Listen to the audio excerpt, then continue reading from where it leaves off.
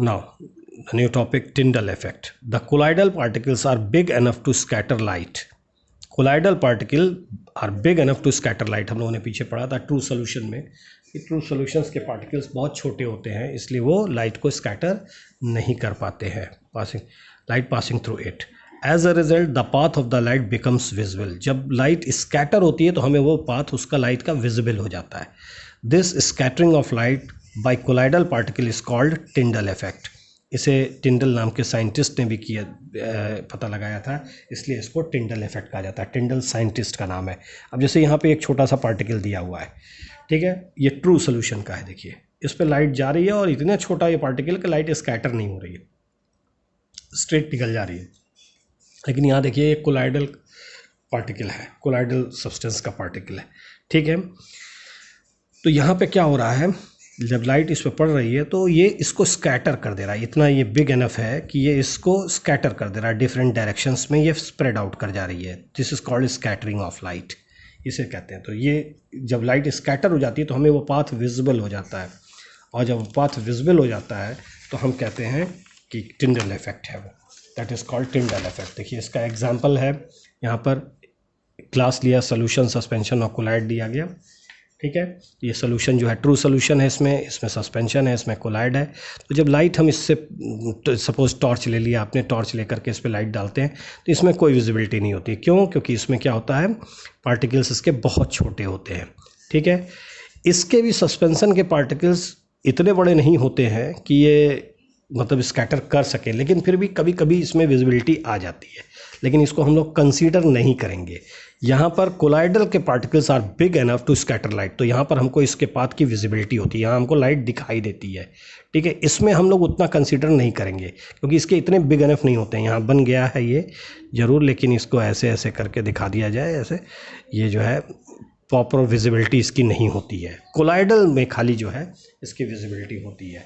हमें यहाँ तो एकदम नहीं विजिबल होगा क्योंकि स्कैटरिंग हो ही नहीं रही है. यहाँ पे कभी कभी ऐसा हो जाता है कि इसके कुछ पार्टिकल्स स्कैटर कर देते हैं तो कभी कभी विजिबिलिटी आ जाती है, लेकिन बहुत ज़्यादा विजिबिलिटी इसमें भी नहीं होती है. प्रॉपर विजिबिलिटी कोलाइड्स में होती है. अब यही चीज़ जो हमने डिस्कस की है, difference between true solution, colloidal solution and suspension. True solution, colloidal solution और सस्पेंशन के बीच में difference, the difference between true solution, colloidal solution and suspension. Properties, particle size. अब ये सब प्रॉपर्टीज़ हैं. इनको ट्रू सोल्यूशन में क्या, कंपैरेटिव स्टडी, मैंने पहले से भी कहा है कि कंपैरेटिव स्टडी ही बेटर होती है. तो कंपैरेटिव स्टडी हमेशा दिमाग में रहती है. बुक्स में ये सब अलग अलग दिया हुआ है. प्रॉपर्टीज, ट्रू सोल्यूशन एक साथ, कोलाइडल एक साथ, सस्पेंशन एक साथ. लेकिन यहाँ देखिए particle size less than 1 nanometre, हम लोग पढ़े हैं 1 नैनोमीटर यानी 10⁻⁹ मीटर से छोटा. Colloidal in between 10⁻⁹ metre and 10⁻⁷ metre. Suspension more than 10⁻⁷ metre, यानी ये ज़्यादा बड़े. Appearance transparent, translucent, opaque. Nature transparent आप जानते हैं, आर पार जिससे देखा जाए. ट्रांसल्यूसेंट मतलब धुंधली तस्वीर दिखाई दे, ऐसा शीशा जैसे मान लीजिए आपके घरों के जंगलों में लगा हुआ है जिसमें मिल्की ग्लास है, तो उससे आप केवल, आपको दिखेगा कि कोई परछाई आ रही जा रही है, लेकिन आप पहचान नहीं सकते कौन जा रहा है कौन आ रहा है. तो दैट इज़ ट्रांसलूसेंट. ओपेक जैसे दरवाज़ा है, लकड़ी का दरवाज़ा बना हुआ है, आप उसके आर पार नहीं देख सकते, दीवार के आर पार देख नहीं सकते, तो दैट इज़ ओपेक, ठीक है. नेचर, नेचर क्या होता है, ट्रू सोल्यूशंस होमोजीनियस होते हैं यानी कंपोजिशन थ्रू आउट सेम होता है. कोलाइडल हेट्रोजीनियस और सस्पेंशन भी हेट्रोजीनियस. कोलाइडल और सस्पेंशन में ये क्या होते हैं कि इनके क्या कहते हैं, particles composition through out same नहीं होते हैं. फिल्टरेबिलिटी यानी फिल्टर किया जाए इसको, तो व्हाट हैपन्स, जब सोल्यूशन के केस में पासेस, सॉल्यूट पार्टिकल्स पास कर जाते हैं फिल्टर पेपर से, ठीक है. और SPM मीन्स या सेमी परमिएबल मेम्ब्रेन, बायो में आपने पढ़ा होगा इसको, सेमी परमिएबल मेम्ब्रेन, ठीक है. तो ये सेमी परमिएबल मेम्ब्रेन से और फिल्टर पेपर से, दोनों से पास कर जाते हैं सॉल्यूट के पार्टिकल्स ट्रू सोल्यूशन के में जो है. जबकि कोलाइडल में क्या होता है, passes through ordinary filter paper but not through the SPM. Semi permeable membrane से नहीं पास कर पाते हैं, लेकिन ऑर्डिनरी फिल्टर पेपर से इसके सॉल्यूट पार्टिकल्स पास कर जाते हैं.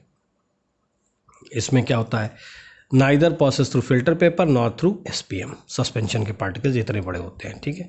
सॉल्युबिलिटी स्टेबल यानी particles do not settle down. Sugar solution का एग्जांपल हम लोगों ने लिया था। कोलाइडल क्वाइट स्टेबल, मतलब कोलाइडल सोल्यूशन में क्वाइट स्टेबल, बहुत लॉन्ग टर्म में जो है ये सैकड़ों साल के बाद आपको कहीं दिखाई देगा कि क्या कहते हैं ये सेटल हो रहा है, तो इसीलिए क्वाइट स्टेबल कहते हैं। सस्पेंशन अनस्टेबल, तुरंत बैठने लगते हैं, कुछ ही समय में बैठ जाते हैं। Visibility, solute particles are not visible even under a microscope, हम लोग पीछे डिस्कस कर चुके हैं। Solute particles can be detected under a ultra microscope, ultra microscope में इसको सल्यूट पार्टिकल, कोलाइडल पार्टिकल्स को देखा जा सकता है। Suspension, particles are generally visible to naked eyes, particles are generally visible to naked eyes, naked eyes से ही suspension के पार्टिकल्स हम लोग देख सकते हैं। Tyndall effect does not show Tyndall effect, true solution shows, यहाँ पे दोनों जगह हम लोगों ने कहा शोज।